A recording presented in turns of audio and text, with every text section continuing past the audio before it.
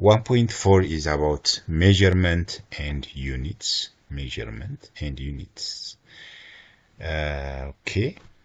እንግዲህ አንድ ነገር ለማጥናት we have to measure. Okay, we have to measurement. And measurement is always associated with units. So when we measure something, it's to mean that it's refers number, amount. Okay, it's size. We are talking about size. We are talking about magnitude. We are talking about number. Okay, 10, 20, 30 የሆነ ልኬት okay ቁጥር, so that is magnitude, and the magnitude has to be followed with a proper unit. 10 ምንድን 20 ምን 30 ምን 30 ኪሎግራም 30 ሜትር 30 ሜትር per second. What's the unit? So we have to express the unit after the magnitude. Magnitude without unit is meaningless. Okay, unitun ካልጨመር magnitude meaningless ነው ማለት ነው. So we can use different measurement instruments. All right,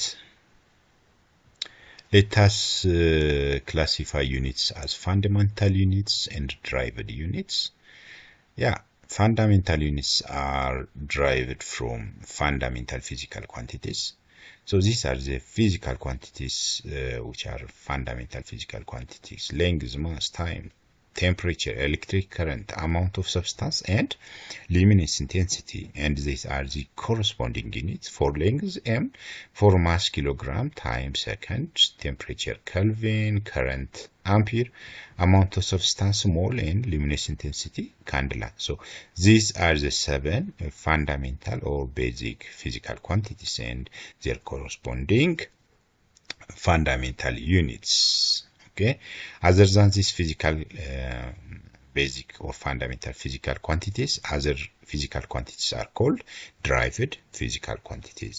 For example, speed, acceleration, force, pressure, and a lot. Okay, derived physical quantity የሚባሉት በጣም በቁጥራቸው ብዙ ናቸው፣ ግን ቤዚክ or fundamental የሚባሉት እነዚህ ሰባቱ ናቸው። ኦኬ፣ አሁን ስለ ዩኒት ነው እያወራን ያለ ነው። ፋንዳሜንታል ዩኒትስ እንግዲህ የነዚህ ሰባቱ ዩኒት ፋንዳሜንታል ዩኒት እንላለን ማለት ነው። የሌሎቹ ደግሞ አሁን ስፒድ ካልኩኝ ሜትር ፐር ሰከንድ ላለሁ፣ አክሰለሬሽን ካልኩኝ ሜትር ፐር ሰከንድ ስኩዌር ላለሁ ማለት ነው። ሶ እነዛ ደግሞ derived units እንላለን ማለት ነው። Okay, the other topic is scientific notation. Okay, after measurement, our magnitude can be large or it can be very, very small. For example, Boeing 777 298,000 ኪሎ ግራም ይመዝናል ይላል። So እንደውም ይሄ ብዙም በጣም ትልቅ ቁጥር አይባልም። አሲዩም ይሄ 298 ብሎ 00000 እያለ በጣም ብዙ ዜሮ ቢኖረው ይሄን ሁሉ ቁጥር መጻፍ አያስፈልግም። Instead we have to use what? Scientific notation. So scientific notation uses exponents. For example, to write this 2.98 times 10 to the power of 5 እቺ ፓወር ነች 10 to the power of 5 ብለን እንጽፋለን ማለት ነው። ለምሳሌ የፕሮቶን ማስ ስንት ነው ብላችሁ 0.0000 ከፊት 23 ዜሮ ከጻፍኩ በኋላ ነው ቁጥር የምጽፈው። So I can write in scientific notation instead. Okay, ያን ሁሉ ዜሮ መደርደር አያስፈልግም ማለት ነው። So use of such scientific notation is mandatory to express our measurements if our measurement is too big or too small. For example, look, the average mosquito is about this 0.000025 kilogram ይላል። እንግዲህ የሞስኪቶዋ የትንኛዋ እንግዲህ የወባ ትንኝ ነች። ይሄን ያህል ኪሎግራም ትመዝናለች ይላል። so ይሄን ሁሉ እንደዚህም ከመጻፍ ይልቅ instead we can write 2.5 times 10 the power of -6 kilogram. So we can use this scientific notation. Okay, the other thing is about prefix እንመለከታል። እንግዲህ prefix ስሙ እንደሚያመለክተው ከፊት ማለት prefix ከፊት የሚመጣ ነገር suffix ከኋላ okay prefixes femto pico nano micro milli centi deci kilo mega giga and tera okay and its symbol. So femto represents this magnitude 10 to the power of negative 15, pico 10 to the power of negative 12, nano 10 to the power of negative 9. So for example look 1 femtosecond okay 1 femtosecond ስንል ምን ማለት ነው? አንድ ሲባዛ 10 to the power of negative 15 ሰከንድ ማለት ነው ወይም ይሄ ቁጥር ማለት ነው 0.0000 ይሄን ያህል ማለት ነው okay so 1 picometer ሲባል so the word pico or the symbol this pico represents this magnitude. So inherently we know these things okay የሆነ measurement ላይ እነዚህ ሲጠሩ we have to understand okay nano ሲባል 10 to the power of negative 9 መሆን ማወቅ አለብን micro ሲባል 10 to the power of negative 6 milli ሲባል 10 to the power of minus 3 centi ሲባል 10 to the power of minus 2 okay ለምሳሌ አሁን እዚህ ጋር at micro liter እንላለን ለምሳሌ okay micro liter nanogram ይሄን ያህል nanogram እንላለን okay in different very trace ኤሌመንቶችን ስንገልጽ አሁን ይሄን ያህል nanogram arsenic in this river አለ ብለን ልንገልጽ እንችላለን okay millimole these are common in chemistry okay in medicine also deciliters more of deciliter medicine አካባቢ ይሄን ያህል deciliter እንላለን አይደል liquid injection አካባቢ ላይ kilometer is common kilogram kilometer እንደዚህ እንላለን megahertz hertz is a unit of frequency so to express the frequency the amount of frequency 3 megahertz ልትል ትችላለህ ማለት ነው tera watt አሁን ለምሳሌ ፓወሩን ለመጠቀም ኤሌክትሪክ ፓወር 5 terawatt እንላለን ማለት ነው so tera እነዚህን prefixes we have to remember or we have to know this prefix is commonly used to express some measurements. 1.5 measurement and uncertainty. Under this topic measurement million አይተናል what is uncertainty? Okay, all measurements are associated with uncertainty, some degree of uncertainty. ምን ማለት ነው? accurate ላይሆን ይችላል ማለት ነው okay some degree of uncertainty. ለምሳሌ እዚህ ጋር እንመልከት this is a measuring cylinder to measure some volume okay this is a plastic measuring cylinder so this reading ስናጎለው ይሄ ይመጣል look this is a meniscus እንላለን አንድ liquid measure ስታረጉ measuring cylinder ላይ እንደ አይነት ሼፕ ይሰጣችኋል ስለዚህ ይሄ ሪዲንግ የሚያሳየው ይሄ 20 ነው ይሄ 21 በ21 እና በ22 መሃል ነው ያለችው ማለት ነው so we have to reach this point እንግዲህ ያው liquid measure ሲደረግ እዚህ ጋር ይለካም እዚህ lowest point at the meniscus lowest point it has to be taken the reading okay so at this point አንድ ተማሪ 21.5 ብሎ ሊያነብ ይችላል ሌላ ተማሪ 21.7 ብሎ ሊያነብ ይችላል ሌላ ተማሪ ሪፖርት ሲያደርግ ደግሞ 21.6 ሊል ይችላል so there is some degree of uncertainty it depends on the reader how he is expert እዛ ነገር ላይ ምን ያህል ኤክስፐርት ነው okay human error ሊኖር ይችላል ማለት ነው and again instrument sensitivity for example in order to measure small amount of volume we have to use this small beaker I mean this small measuring cylinder rather than this big one okay ስለዚህ እንደየ ኢንስትሩመንታችን አሁን ወደዚህ በሄድኩ ቁጥር ትንሽ ቮሊዩም ለመለካት የምጠቀማቸው measuring cylinder ትልቅ ከሆነ ይሄን ልጠቀም ይችላል ማለት ነው so depending on the equipment or the measuring cylinder or the degree of expertise there is some degree of uncertainty we cannot report the exact value okay so all measurements are associated with some degree of uncertainty እዚህ ጋር እንደምሳሌ ያየን ያለነው የሊኩዊድን ነው for example solid ሊሆን ይችላል I mean የሆነ ኪሎግራም ሊሆን ይችላል አንድ ሰው 21 ነጥብ 6.7 ብሎ ኪሎግራም ብሎ ሪፖርት ሊያደርግ ይችላል። ሌላ ሰው ደግሞ 21.65 ኪሎግራም ብሎ ሪፖርት ሊያደርግ ይችላል። depending on the sensitivity of the instrument or the expertise level of the reader. Okay, so measurements are always associated with some degree of uncertainty. Okay, counting. Okay, አሁን ለምሳሌ እዚህ ክፍል ውስጥ ያላችሁ ተማሪዎች 50 ብትሆኑ so counting has no uncertainty. እኔም ስቆጥራችሁ 50 ናችሁ፣ ሌላም ሰው ሲቆጥር 50 ናችሁ። 51 ወይም 49 ልትሆኑ አትችሉም። so counting has no uncertainty, but measurement is always associated with some degree of uncertainty, right? So all the digits in the measurement, including uncertain last digit, are called significant figures. Significant figure. To what significant figures does the measurement reported? Okay, let us see what significant figure is. Okay, actually these are the different volume measurement equipments: volumetric flask, measuring cylinder, pipette, burette. So we have to choose the right apparatus in order to minimize the error, percentage error, or the degree of uncertainty. Yeah, choosing the right apparatus is mandatory. All right, let us talk about significant figures. Look, there are rules. Non-zero digits are always significant. Non-zero ከዜሮ ውጭ ያሉት በሙሉ ምንድናቸው? ሲግኒፊካንት ናቸው። ለምሳሌ እዚህ ጋር 3090 ይላል። 3 የምትወስዱት ነን ዜሮ አይደለችም። so it is significant. ሊዲንግ ዜሮ እንግዲህ ዜሮ ሲሆን ነው ብዙ ጊዜ እንትን የሚለው። ሊዲንግ ዜሮ ከፊት ያለ ለምሳሌ እዚህ ጋር እነዚህ 3 0 so these are leading zeros.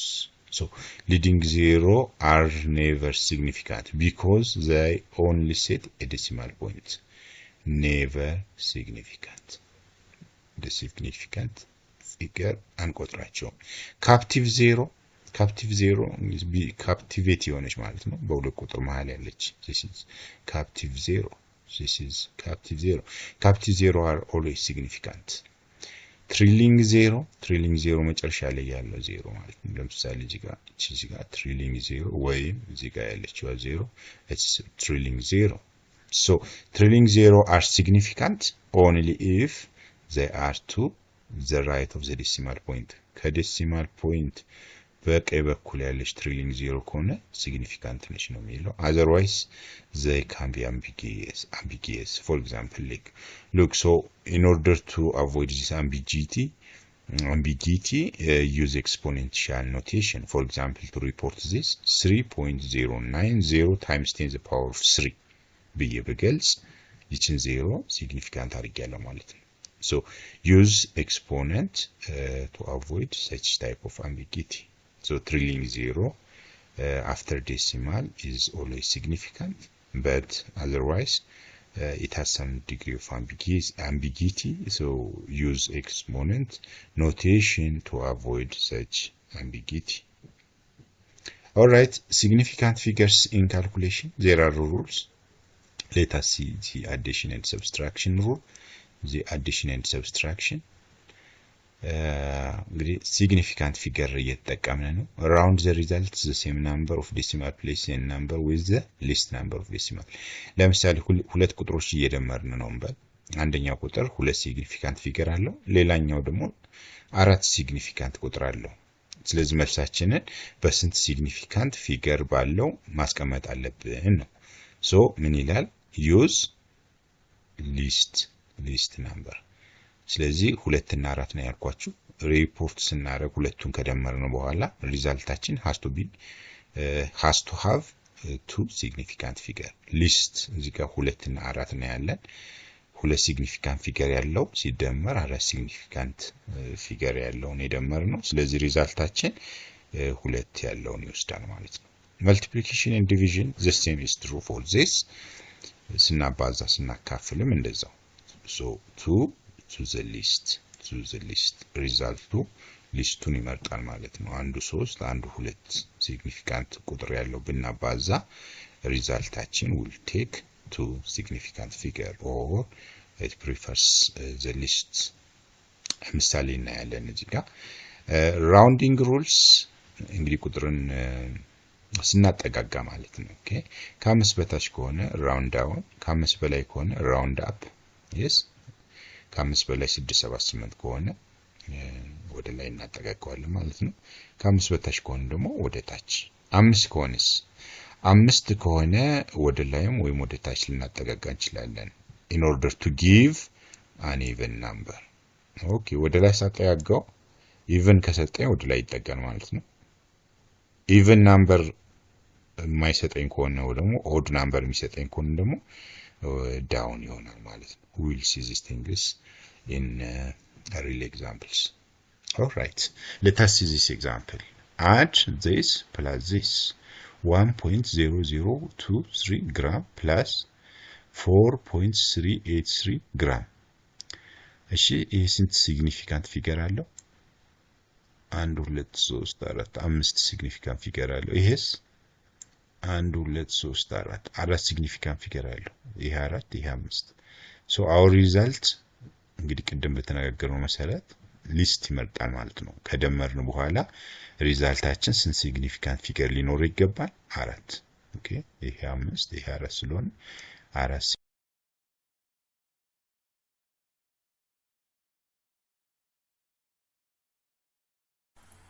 እዚህኛው ጋር ደግሞ ይሄኛው ዴሲማል ዲጂት አለው፣ ይሄ ዴሲማል ዲጂት የለውም። so the answer should be reported with no decimal digit ነው ማለት ነው። look this plus this ይሄን ሊመጣል በት እንዳልነው ይሄ 5 ይሄ 4 ሲግኒፊካንት ፊገር ስላለው ሪዛልታችን 4 ሲግኒፊካንት ፊገር እንዲኖረው ይሆናል ማለት ነው። ስለዚህ I have to round up or round down this 3 እቺን 3 ወይ ወደ ላይ ወደ ታች ማጠጋጋት አለብኝ ማለት ነው። 1 2 3 4 እስከ 4 ሲግኒፊካንት ፊገር እንዲኖረው 3 ከ5 በታች ስለሆነ 3ን ድሮፕ አደርጋለሁ ማለት ነው። 5.38 5 ይሆናል ማለት ነው። እስከዚህ ድረስ ሪዛልቲን ሪፖርት አደርጋለሁ ማለት ነው። እዚህ ጋርስ 486 ሲቀነስ 420.23 ግራም ይላል። እንግዲህ ኦኬ እዚህ ጋር 486 ግራም ሲቀነስ 420.23 ግራም እንግዲህ ይሄ ሲቀነስ 64.77 ግራም ይመጣል። ነገር ግን የመጀመሪያው ዴሲማል ፖይንት የለውም፣ ሁለተኛው ዴሲማል አለው። ስለዚህ ያገኘነው መልስ ዴሲማል እንዳይኖረው እናደርጋለን ማለት ነው። ኦኬ ሶ 64.77 ያው ራውንድ አፕ መሆን አለበት 7 ከ5 በላይ ስለሆነ፣ ስለዚህ 7 ሲጠጋጋ 65 ይሆናል ማለት ነው። ሶ the answer for this subtraction should be reported just with no decimal place ይሆናል ማለት ነው። multiplication and division ይሄ ሲባዛ በዚህ 0.6238 ሲባዛ በ6.6 ሴንቲሜትር ቢሆን ይሄ ሲካፈል ለዚህ ኦኬ ሌታሲ 0.6238 times this ይሄን ያህል ሪዛልት አገኘን። so our result is 4.1 why ለምንድን ነው 4.1 ሆነው? ትክክለኛ ስናባዛ ይሄ ነው፣ ግን ይሄን ወደ 4.1 ቀየረው። ለምን? ከሁለቱ ለስ ሲግኒፊካንት ፊገር ያለው 6.6 ስለሆነ ከሱ ጋር እኩል መምጣት አለበት። ሲግኒፊካንት ፊገሩ 4.1 ሴንቲሜትር ስኩዌር ይሆናል ማለት ነው። ስናካፍልም እንደዛው 420.23 ሲካፈል 486 ሚሊ ሊትር ይሄን አገኘው። ስለዚህ ለስ የሆነ ከሁለቱ የትኛው ነው? ይሄኛው ነው። ምንም ዴሲማል የለውም። so our result should be reported similar to this one. so ቀጥታ ይመጣልን ቁጥር ይሄ ነው። እዚህ ጋር ስንት ሲግኒፊካንት ፊገር አለው? 3 so our result should be reported in 3 significant figure። ስለዚህ እቺ 2 እና 8ን አቮይድ ማድረግ አለብን፣ አይጠጋጋም 2 so 867 ሆኖ ሪፖርት ይሆናል ማለት ነው። ኦልራይት And the third example is to calculate the volume. Volume is calculated as length times width times height. here in the d ብሎታል height ለማለት ወይም ዲስታንስ ነው ይመስለኛል። so 13.44 ዴሲሜትር ሎንግ አለው ሌንግዝ 5.920 ዴሲሜትር ዋይድ ነው ስፋት 2.54 ዴሲሜትር ዲፕ ጥልቀት ይሄንን ቢኖረው ይሄ ሬክታንጉላር ኦብጀክት ምን ያህል ቮሊዩም አለው ነው። እዚህ ጋር ዋናው ቁም ነገሩ ሪዛልታችንን በስንት ሲግኒፊካንት ፊገር ሪፖርት እናደርግ ነው። so after getting the result it has to be reported to the less significant figures. አሁን less significant figure ከሶስቱ ያለው ከዚህ እና ከዚህ ይሄ 2.54 so significant figure. so our result should be መጨረሻ ላይ round up round down አድርገን so significant figure እንዲኖረው እናደርጋለን። ለምሳሌ ይሄን አባዛን ይሄን አገኘን so significant figure እንዲኖረው ነው የሚፈልገው። so already እነዚህ የሙሉ ቁጥሩ 3 ነው ስለዚህ እና avoid እናደርጋለን ማለት ነው። ያው round down ነው የሚሆነው ይሄ ስለዚህ 202 ዴሲሜትር ኪዩብ እቺ ኪዩብ ለማለት ነው 202 ይሆናል ማለት ነው 3 significant figure ይኖረኛል ማለት ነው። okay the last topic of this chapter is about accuracy and precision. all right, in this these two terms looks similar but they are not one and the same. They have some difference. They are different actually. After measurement we say this measurement is accurate, it has high level of accuracy. We may say it has high level of precision. What does it mean? So accuracy is defined as how much far from the true value. okay, precision refers how much the trials or readings are close to each other. okay, ምን ያልኩኝ ነው accuracy ከትሩ ቫልዩ ምን ያህል ሜዠርመንታችን ራቀ ምን ያህል ቀረበ how much close to the true value ነው ሪፈር የሚያደርገው። precision ግን ሪዲንጎቻችን ምን ያህል ተቀራረቡ። using scientific study ላይ ብዙ ጊዜ አንድን ሜዠርመንት ስንለካ 3 ጊዜ መለካት አለብን። this common triplicate result ይባላል። ትሪፕሊኬት ማድረግ አለብን 3 ጊዜ መለካት አለብን። ታዲያ እነዚህ ሶስቱ ከትሩ ቫልዩ ምን ያህል ራቁ ከሆነ we are referring accuracy። እርስ በርሳቸው ምን ያህል ተራራቁ ከሆነ we are talking about precision። okay ለምሳሌ ይሄን ዳርት ጨዋታ እንመልከት። okay ዳርት ታውቃላችሁ here is at the center እንግዲህ ትሩ ቫልዩ ብላችሁ ሰዱት ሴንተሩን እቺን so እንግዲህ 3 ጊዜ ዳርታችንን ብንወረውር ሶስቱም at the center ነው የመታ so we can say it's accurate 3 ጊዜ ሴንተር ላይ ስለሆነ። እርስ በርሳቸውስ ምን ያህል far apart ናቸው ስንል they are close to each other so this is accurate and precise። እዚህ ጋርስ እሺ ሴንተሩ እንግዲህ ትሩ ቫልዩ ነው ያው ሴንተር ላይ አይደለም so it's not accurate ግን እርስ በርሳቸው የተቀራረቡ ናቸው። okay ሶስቱ ሙከራዎች እርስ በርሳቸው የተቀራረቡ ናቸው so we can say this is not accurate but precise ማለት እንችላለን። precise but not accurate. in the case of this እዚህ ጋር እንግዲህ ሶስቱ ሙከራዎች እርስ በርሳቸው የተራራቁ ናቸው ከትሩ ቫልዩ ከሴንተሩ ማለት ነው የተራራቀ ናቸው so we can say this measurement is or this trial is not accurate and precise. okay so let us see the second example. ሁለተኛ ምሳሌ ABCD ለምሳሌ እንበመለከት ትሩ ቫልዩ ይሄ ነው እንግዲህ አምስቱ ሙከራዎች ከትሩ ቫልዩ በጣም የራቁ ናቸው so I can say it is not accurate። እርስ በርሳቸው ያለው ርቀትም ስቲል የተበታተኑ ናቸው so it's not precise not accurate። B yes እርስ በርሳቸው የተቀራረቡ ናቸው እነዚህ አምስቱ ሙከራዎች so precise ነው ማለት ይቻላል። ከአኩሬሲ ጋር ግን ስንመለከት it's far apart okay ከሴንተሩ ይሄው So all the 5 trials are far from the center, so it's not accurate አይደለም precise ነው ማለት እንችላለን። እዚህ ዲ እንመልከት እስኪ። ዲ ጋር ሁሉም ታርጌት መጥተዋል ወይም true value ላይ ናቸው ያሉት, and they are also close to each other, so D is both precise and accurate. How about C? C okay, አንዱ ታርጌት ነው, ሌሎቹ almost ቅርብ ናቸው. Yeah, relatively speaking እንደ D accurate እና precise ነው ማለት አይቻልም. እንደ A ደግሞ accurate precise አይደለም ማለት አይቻልም. So it is next to D. C can be our alternative, better accuracy, better precision than A ማለት እንችላለን, but less accurate and less precise compared to D. Okay, let us see another example.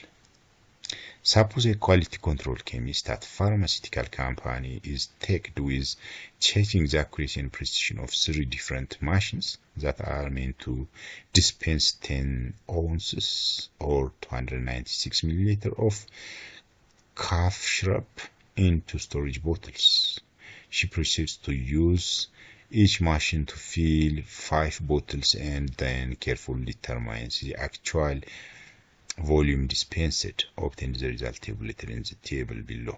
Alright, dispenser ነው የሳል መድኃኒት እንትን እያለች ነው እና የመሞያ ማሽኑን አኪዩሬሲ እና ፕሪሲሽን ቼክ እያደረገች ነው። ሶ 3 ዲስፔንሰር አላት። የመጀመሪያው ዲስፔንሰር እነዚህ ሜዠርመንቶች ሰጣት። ሁለተኛው ዲስፔንሰር ወይም እንግዲህ ቦትሏ ላይ የሚሞላው የማሽን ክፍል ማለት ነው ዲስፔንሰር 5ቱን በዚህ መልክ ሞልቶ ሰጣት። ይሄንን ያህል ቮሊዩም። ሶስተኛው መሞያ ደግሞ እንደዚህ ሰጣት። ሶ የትኛው መሞያ ማሽን ነው አኪዩሬት እና ፕሪሳይዝ ይሆን? ያው ኦብቪየስሊ አኪዩሬት እና ፕሪሳይዝ የሆነው ነው የሚመረጠው at industrial level. So comparing these 3 dispenser which is accurate and precise ነው እንግዲህ እዚህ ጋር የምናየው። So let us see or let us first know which is the true value. 296 ነው ታርጌታችን። እዛ ቦትል ውስጥ 296 ሚሊ ሊትር ብቻ ፊል እንዲደረግ ከዚህ ወደ ላይ ወይም ወደ ታች ዝቅ እንዲል አይፈለግም። እንግዲህ ቦትሉ ላይ ችን ታክል ኤምኤል ነው እንዲጨምርልን የፈለግነው። ሶ 5 ጊዜ ሞከረች። ሶ ያገኘችው ሪዛልት ነው እንግዲህ የመጀመሪያው ዲስፔንሰር፣ ሁለተኛው ዲስፔንሰር and the third dispenser. So looking the values, precision and accuracy, which dispenser is best? Okay, እንግዲህ ማሽኑን ለመግዛትም ሊሆን ይችላል which is best ነው። እስቲ የመጀመሪያውን እንመልከት። 283.3 284.1 I mean 283.9 284.0 284.1 ከ296 yes it's far apart. okay በጣም ርቀት አለው ትሩ ቫልዩ ይሄና ሶ በጣም ርቀት አለው ግን እርስ በርሳቸው 83 84 83 84 እርስ በርሳቸው ደግሞ they are closer to each other. so precise ነው measurement but it's far from the true value, so it's not accurate but precise ማለት እንችላለን። dispenser 1 dispenser 2 ሁለተኛውን ስንመለከት 296 ነው ትሩ ቫልዩ 298.3 294 296 297 293.9 ኦኬ ሪሌቲቭሊ አምስቱ ሜዠርመንት ከትሩ ቫልዩ ብዙ የራቀ አይደለም and ፕሪሲሽናቸው እዚህ 98 ልዩነቱን ተመልከቱ። እዚህ 98 አለ the above and the lowest minimum ደግሞ ነው 93 የአምስት ልዩነት ነው አይደለም። alright it's not that much precise, accuracy ግን የተሻለ ነው። let us compare let us see dispenser 3 296.1 ያ በጣም ቅርብ ነው። 295.9 በጣም ቅርብ ነው። 296 accurate wow this is accurate and precise. ይሄ both accurate and precise ብለን ልንገልጽ እንችላለን ማለት ነው። ከትሩ ቫልዩ ጋር በጣም የቀረበ ነው and even the 5 measurements are close to each other, so it's also precise. እንግዲህ ሁለተኛው accurate but not precise ማለት እንችላለን። ሶስተኛው precise but not accurate ብለን ልንገልጽ እንችላለን ማለት ነው። so okay, this is all about chapter 1. እንግዲህ chapter 1 ላይ ጠቅለል ለማድረግ ያህል እንግዲህ ምን አይተናል? ኬሚስትሪን ዲፋይን አድርገናል። what's chemistry? ምን ያጠናል ኬሚስትሪ ፊልድ? composition, structure, property and behavior, changes, energy, እነዚህን ያጠናል ብለናል። then ከዛ ቀጥለን ዶሜን ኦፍ ኬሚስትሪ አይተናል። 3 ዶሜን ኦፍ ኬሚስትሪ አለ፣ ማክሮስኮፒክ፣ ማይክሮስኮፒክ and symbolic domain አለ ብለናል። role of life in chemistry አይተናል። in every day to day activity, respiration, breathing ሊሆን ይችላል፣ photosynthesis, at molecular level and at huge complex things. A role of chemistry in our lives, big role አለው። interdisciplinary connection አይተናል፣ ከሌሎች ፊልዶች ጋር እንዴት ኮኔክት እንደሆነና it's heart of other discipline እንደሆነ ከብዙ ፊልድ ዲሲፕሊን ሴክተሮች ጋር እንደሚገናኝ አይተናል። ከዛ ሜዠርመንት አይተናል፣ measurements and uncertainty, and then significant figures አይተናል። then finally accuracy and precision የሚለውን አይተናል ማለት ነው። this is all about chapter 1. እንግዲህ chapter 2 የሚቀጥለው ፔሪድ እንቀጥላለን። if you think this presentation helps to master your subject matter, please don't forget to subscribe the channel. የሚቀጥለውን ፓርት ስለቅ እንዲደርሳችሁ ሰብስክራይብ ማድረግ እንዳትረሱ። goodbye.